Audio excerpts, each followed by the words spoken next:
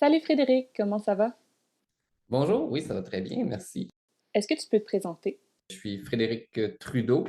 Je suis déménagé à Gatineau pour occuper un poste comme interprète LSQ français au Bureau de la traduction.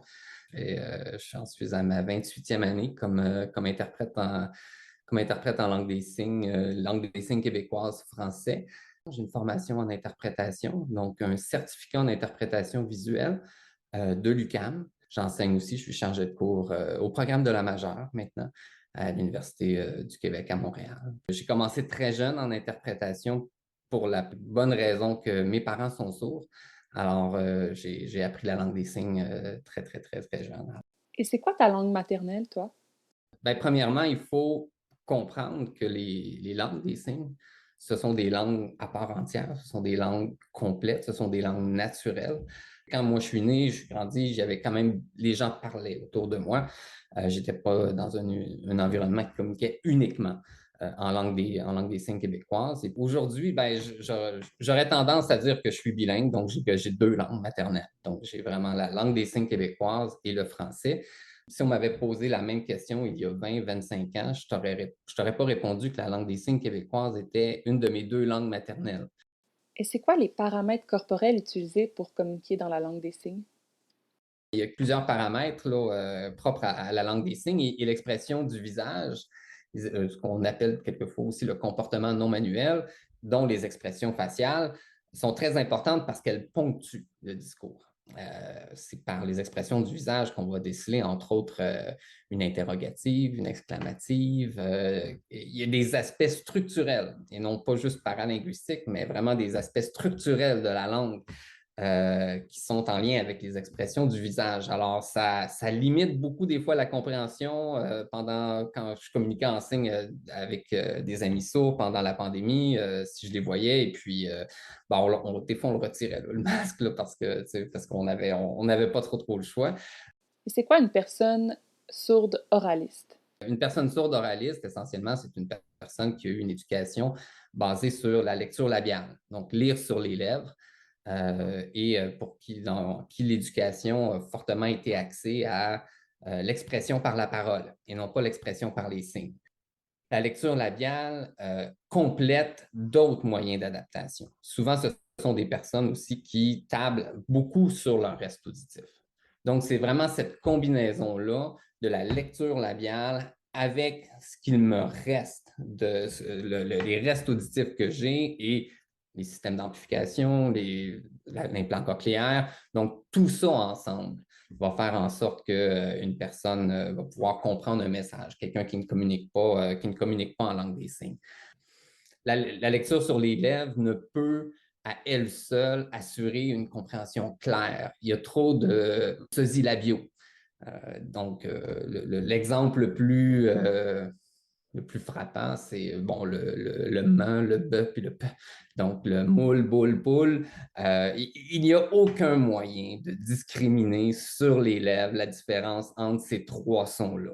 Alors, c'est toujours le contexte qui va le donner. Si je sens qu'il peut y avoir une ambiguïté sur mes lèvres par rapport au son, je vais peut-être comme dessiner la lettre dans l'espace ou même les personnes sourdes oralistes, même si elles ne communiquent pas en langue des signes, souvent elles connaissent quand même l'alphabet manuel. Alors, je vais peut-être faire le M de l'alphabet manuel en signe à la personne. Là. Est-ce qu'il y a plusieurs langues des signes dans le monde? Il n'existe pas une langue des signes, mais il existe des langues signées ou des langues des signes. On pourrait dire à peu près que chaque communauté nationale a sa propre langue des signes. En langue des signes espagnole, langue des signes mexicaine, langue des signes française, langue des signes québécoise, langue des signes américaine, le British Sign Language. Donc, ce sont tous des langues des signes qui sont variées, qui sont diversifiées en fonction de chaque région. Mais linguistiquement, grammaticalement, ce sont des langues très, très, très différentes. Et ce qui fait en sorte que les langues se sont développées, les langues des signes se sont développées de cette façon-là, c'est surtout dû par le contrôle que la majorité pouvait avoir sur cette minorité-là. Et est-ce que tu connais un peu l'histoire de la langue des signes québécoise? Au Québec, la langue des signes québécoise elle est née de l'interaction des personnes sourdes entre elles parce qu'elles ont, entre autres, été institutionnalisées. Donc, le fait de rassembler autant de personnes sourdes ensemble, et donc des personnes sourdes qui communiquaient entre elles de façon naturelle en langue des signes, même si le système d'éducation dans lequel on les mettait avait pour objectif non pas de développer la langue des signes entre elles, mais au contraire, souvent de les éduquer à comprendre le français, à lire sur les lèvres. C'était l'éducation formelle qui était donnée à ces personnes-là, à ces personnes sourdes-là. Elles communiquaient d'une façon avec laquelle elles étaient à l'aise. C'est ce qui est devenu finalement quelque part la langue des signes québécoise. Une langue, pour qu'elle puisse se développer, elle doit être échangée par une communauté. Quelquefois, il y a plusieurs signes différents pour référer au même concept qui sont utilisés par différents membres de la communauté, mais il y a des jeux de pouvoir aussi qui amènent que finalement, bien, OK, bon, ben, c'est tel signifiant qui est adopté pour référer à un concept et finalement, ben, la langue se normalise avec le temps de cette façon-là. La langue des signes québécoise est utilisée, on pourrait dire, au Canada français, parce que c'est la même langue des signes québécoise qui est utilisée dans l'Ontario français et même au Nouveau-Brunswick, dans les régions acadiennes francophones.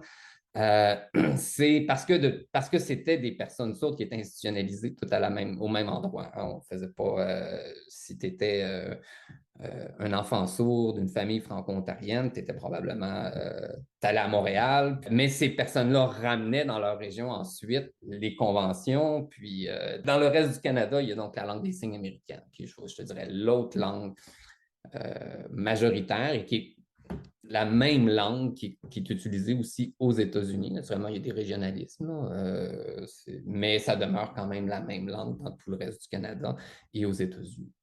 La langue des signes françaises a joué un grand rôle dans le développement autant de la langue des signes américaine que de la langue des signes québécoise. Mais la langue des signes américaine demeure beaucoup plus proche de la langue des signes québécoise parce que c'est des langues qui ont été beaucoup plus en contact. Donc, elles ont quelque part un tronc commun. On pourrait dire, sur le plan lexical, près d'une vingtaine de pourcents, sur 20 à 25 sur les termes les plus utilisés. Est-ce que la langue a évolué avec le temps? Les langues des signes évoluent très rapidement. Très, très, très rapidement. Premièrement, ben, c'est une langue qui ne s'écrit pas. L'écrit, à quelque part, contribue à figer une langue, du moins à contribuer à une certaine stabilité de la langue. C'est parce qu'on a des références d'une époque, donc on peut les utiliser à travers le temps. Les langues des signes ne s'écrivent pas. Le fait qu'elles ne s'écrivent pas, ça fait en sorte aussi que les conventions linguistiques changent assez souvent. Pas pour les termes de base, mais pour des termes techniques. Alors, des fois, ben, il peut y avoir certains signes qui étaient adoptés à une certaine époque qui faisaient peut-être, je pense à des termes, par exemple, nationaux comme chinois, africain, qui faisaient référence à des aspects physiques qui passeraient moins bien aujourd'hui. On va s'entendre, chinois, c'est moi, quand je l'ai appris toujours comme ça quand j'étais jeune, je veux dire, c'est peut-être se brider les yeux avec les mains. Ça, c'est chinois.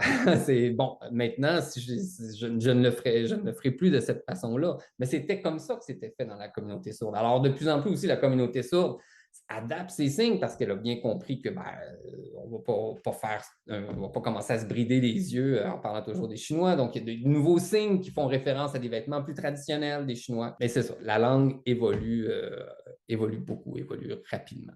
Il y a combien de personnes qui utilisent la langue des signes au Québec? Souvent, on entend une statistique, on dit qu'une personne sur 10 souffre de déficience auditive. Okay? Donc, un problème de surdité. Ceci étant dit, il n'y a pas une personne sur 10 qui communique en langue des signes. Le chiffre qu'on peut sortir à peu près, c'est qu'une personne sur 100 de C, une sur 10, donc une personne sur 1000. Donc, si on prend le 10% là, de personnes qui ont une surdité, on pourrait dire, si on prend le 1 sur 10 de toute la population, ben, ce 10%-là de la population, il y en a une personne sur 100 qui communique en langue des signes. Ce qui fait 1 sur 1000. Dans une population au Québec là, de 8 millions, on peut arriver à un chiffre d'à peu près 8 000 locuteurs à peu près de la langue des signes. il y en a moins qui communiquent en langue des signes aujourd'hui qu'à une époque. C'est intéressant parce que autant que les langues des signes gagnent en notoriété dans la population, il y a de moins en moins de locuteurs dont c'est la langue maternelle et de communication quotidienne. La communauté sourde, pendant longtemps, son principal cheval de revendication, c'est nous ne sommes pas une minorité en situation de handicap. Nous sommes une minorité linguistique et nous désirons avoir un système qui s'adapte à nous en tant que minorité linguistique, qui n'a pas choisi d'être une minorité linguistique, mais qui l'est. Versus de plus en plus où il y a des personnes sourdes pour qui la langue des signes devient comme un outil ou un bagage parmi un ensemble de moyens d'adaptation. Et à quoi ça ressemble la syntaxe comparée au français écrit? Premièrement, la langue des signes, c'est une langue qui s'exprime dans l'espace. En français, on a généralement sujet, verbe, complément, hein, c'est la structure de base.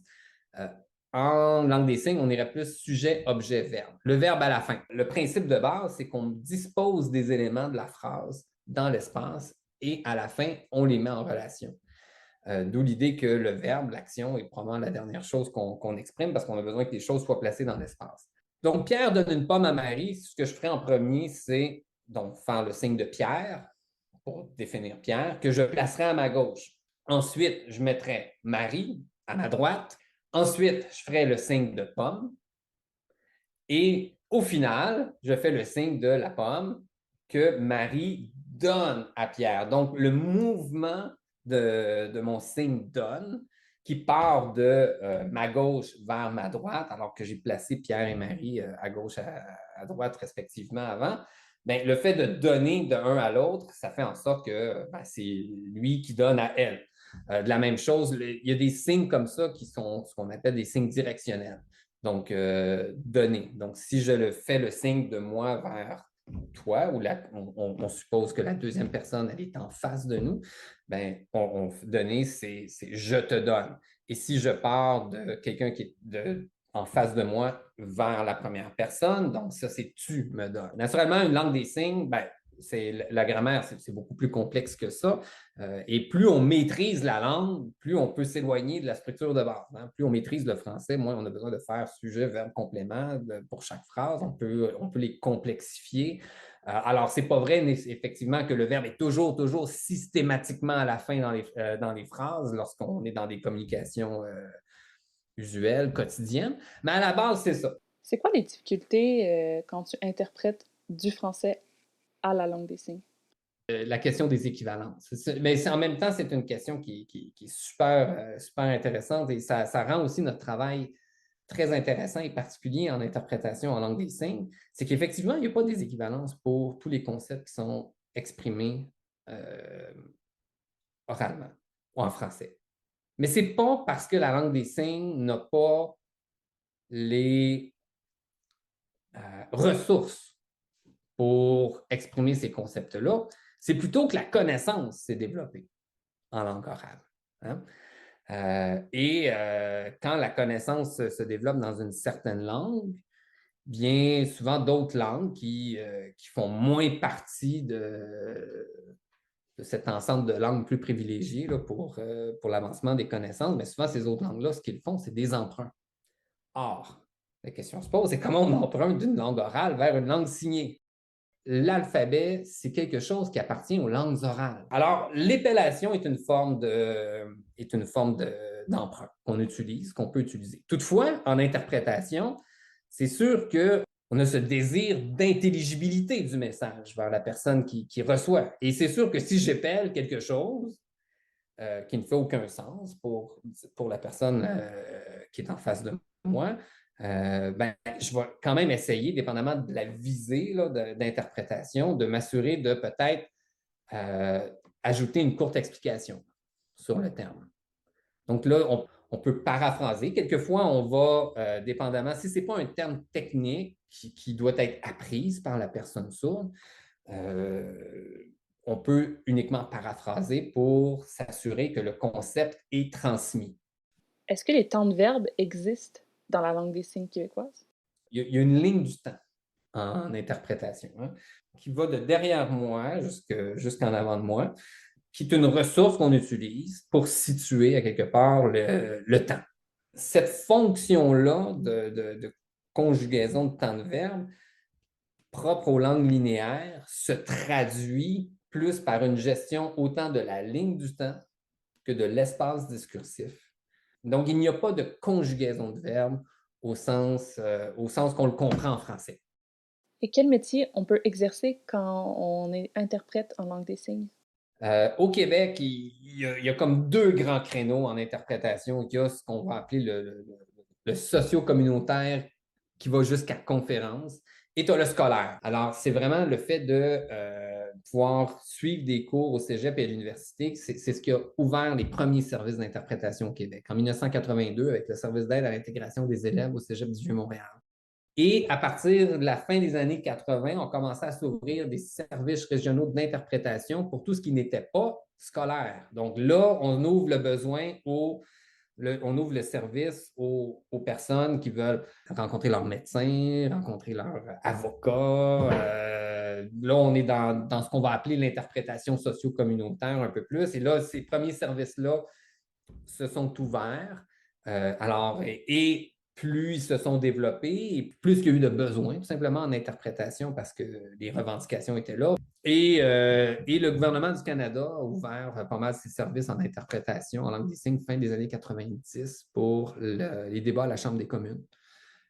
C'est pas vraiment possible pour un interprète en langue des signes de commencer sa carrière au niveau de la conférence. Un interprète doit passer par ce moment où il est en contact avec la communauté et souvent, bien, les interprètes n'ont pas le niveau de langue requis pour faire de la conférence en partant. Ils doivent à quelque part continuer à s'améliorer continuellement et de le faire justement au contact de la communauté sourde.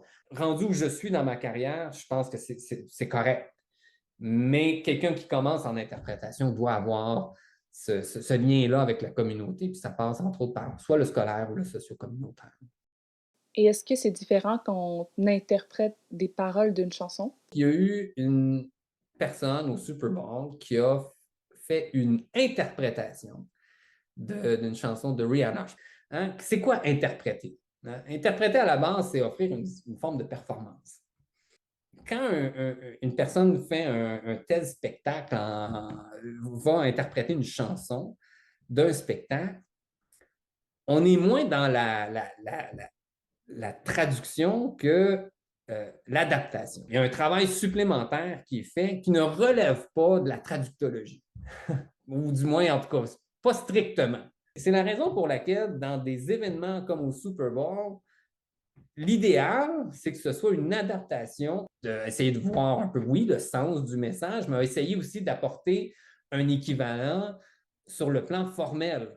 Hein? Donc, s'il y a des rimes dans la chanson d'origine, on va essayer de faire un équivalent de rime dans l'adaptation. Et une rime dans l'adaptation, ça peut être de garder la même configuration manuelle qui revient.